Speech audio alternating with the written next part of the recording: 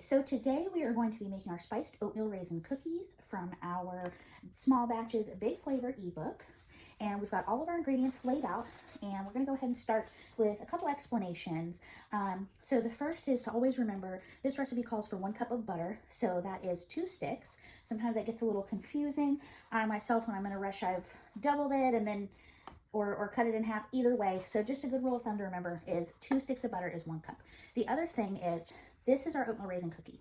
So a good thing to do when you are using raisins in your cookie is to start it early, put the raisins in your whisked egg, and that way it helps kind of plump up the raisins. I don't know if you can see, they went from being shriveled to now they're nice and juicy. So that just creates a more plump and juicy raisin for your cookies, which just makes them better. So we're gonna go ahead and start chopping up our butter. Now our butter and eggs for this recipe need to be a nice room temp. So as you can see, it was really easy to cut through the butter. You don't want the butter to be cold or the eggs to be cold. It will mess up the consistency of your cookie dough. So we're gonna go ahead and do that and set our cutting board aside.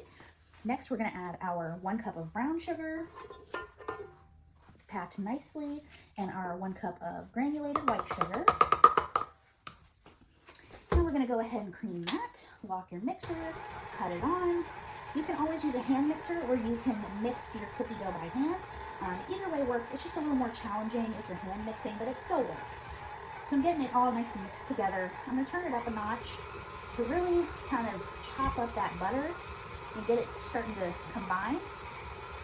Now at this point, I'm gonna cut it off and scrape down the sides. This is really essential for your cookie dough because if you don't scrape down the sides, you're not gonna get all the ingredients in there, which is gonna mess up your cookie as a whole. So I missed a piece of butter there. All right, lock it again. I'm gonna turn it on 2 this time.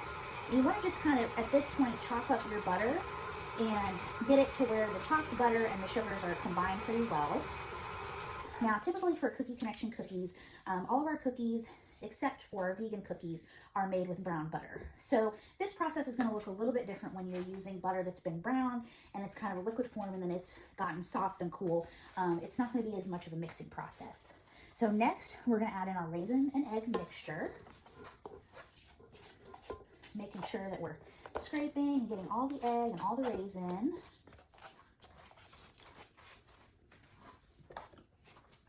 And we're going to add in our 2 teaspoons of vanilla. So typically, again, with Cookie Connection cookies, we use a gourmet powdered vanilla. It just really elevates your cookies. It gives them more of an authentic vanilla flavor.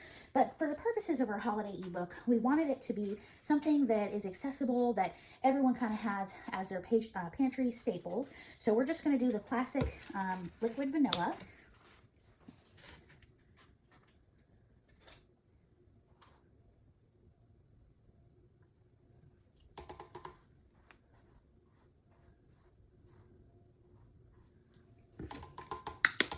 And we are going to go ahead and dry that one off so we can reuse it. And we're going to mix it again. If you're using a stand mixer, make sure you lock it. That way it'll be nice and secure while you're mixing it. And this is kind of a thicker cookie, so we've already got a nice thick consistency with our butter and our sugar. I'm going to go ahead and cut that off and scrape down the sides. And be careful here as you're coming up. You want to move slow and make sure that you don't have a big chunk of your mixture come out, because if that happens, Lord only knows what fell out and what's still in your recipe, and at that point it's probably best to just chalk your dough or your mixture and start all over again, and nobody wants to do that. So we're going to turn it up to 2, get that butter and sugar and eggs and raisins and vanilla really mixed in together well.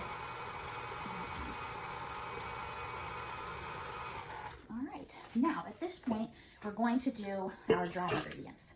Now, for your dry ingredients with the cookie, you always want to make sure that you are combining it separate, because you've got a lot of powders in this instance, and the second that you pour a flour or a powder or anything into your wet mixture, it's going to stick and it's going to clump, and it's going to cause your cookies to be inconsistent. They won't all have an equal amount of ingredients in them. So we've got our 3 cups of oats, which can be measured out. Next, we've got 2 cups of flour. As you can see, it's not flat. I weighed it on the scale. If you don't have a scale, that's okay. I do recommend getting one. They're about $10 on Amazon.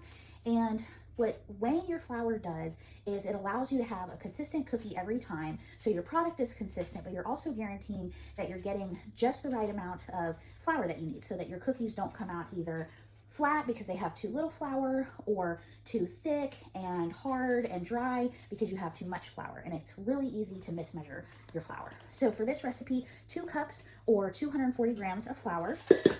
Each cup is 120 grams of flour. So we've got our flour and our oats. Now we're going to put in our 1 teaspoon of baking powder, 1 teaspoon of baking soda, and now for the fun part. I absolutely love this cookie because when I first started making it, I thought, let's make it a little more elevated, a little more fun, and make it spiced. And so what I did was I added in cloves and nutmeg, so that turns it, in addition to the cinnamon, into a spiced cookie, which makes it really good. So we're gonna add 1 teaspoon of cinnamon,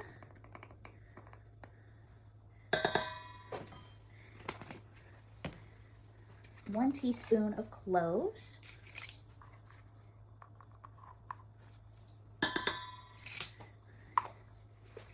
and 1 teaspoon of nutmeg.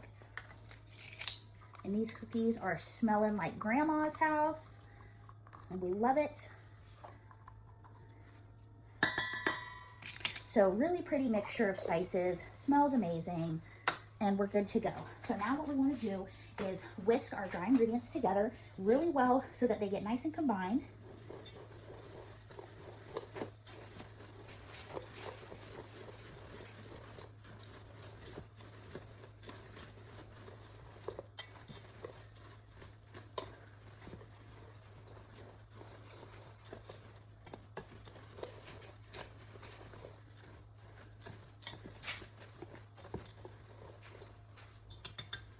Okay, so now that we have our dry mixture done, we can go ahead and add it to our wet mixture. Something that I like to do, just to be safe, so you don't lose any flour over the sides of your bowl, is to use a smaller scoop and do that to scoop out your dry mixture. I did have a little spill there. Into your wet. That way you just guarantee that you're getting all of your ingredients, none are falling out. So again, you can have consistent cookies every time that are just the right texture that you are looking for. And we're going to go ahead and lock our mixer and turn it on 1. Whether you are using a stand mixer or a hand mixer, you always want to turn this on 1. When you incorporate flour or powdered sugar, anything like that, they can fly all over the place. Now, if you're hand mixing, you'll want to kind of fold in, put on some gloves and fold that mixture in instead of hand mixing, because you can't really control the speed of that, and it's going to fly everywhere. So we mix it together, and now we're going to scrape down the sides, making sure that we get everything in there and mixed well, and that way we can have really nice consistent cookies. And something to be mindful of is that a lot of times your butter and egg mixture likes to stay at the bottom. So as you're mixing, regardless of what you're using to mix, you want to make sure that you're getting all of that stuff from the bottom, and you're getting the flour and everything mixed in so that your cookies turn out even. I remember when I first started, and I would have these really kind of dry cookies at the top and really wet, doughy cookies at the bottom. And I was so confused, and it was because I wasn't getting all of that wet mixture from the bottom. So we're going to be really careful here as we bring our mixer up so we don't lose any of that awesome cookie dough. It smells amazing. And we're going to scrape that down. And then next we are going to form our cookie dough balls. So now that we've got our gloves on, we can go ahead and take this off and start forming our balls.